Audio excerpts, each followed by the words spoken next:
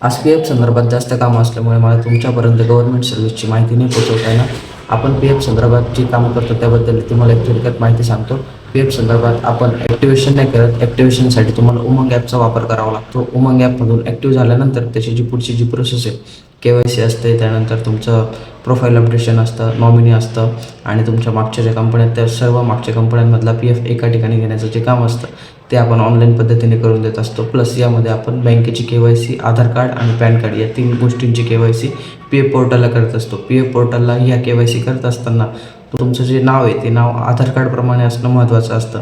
त्यामुळे profile update करणं हे सर्वात महत्त्वाचं असतं. तर अशा पद्धतीने आपण PF संदर्भातील सर्व कामं पूर्ण करून देत असतो आणि ते अप्रूव्हल होतं का नाही होत हे मी चेक करून तुम्हाला पुढची तारीख सांगत असतो आणि त्या तारखेला ते चेक करत असतो. आज 10 तारखेला बऱ्याच जणांचे चेक करायचे होते पण राहून गेले कारण जास्त काम होते. उद्या रविवार आहे, उद्या आम्ही पूर्ण दिवस बसणार आहोत. तर उद्या तुमचं PF संदर्भातील काम जे असतील ते तुम्ही पाठवले आणि ज्यांचे मागचे काम बाकी आहेत त्यांचेसुद्धा उद्या पूर्ण होतील. PFचं साईटचे जे पोर्टल आहे ते पोर्टल खूप स्लो असतं आणि ते दरवेळेस तुमचे स्टेटस चेक करणं आणि मागच्या आणि आत्ताचे जे कामं पूर्ण करून देणं यामध्ये खूप वेळ जातो. आणि तुम्हाला जर PF संदर्भातील कुठलंही काम करायचं असेल तर एक मेसेज करा फक्त WhatsAppला, तुम्हाला आमच्याकडून लगेच रिप्लाय येईल.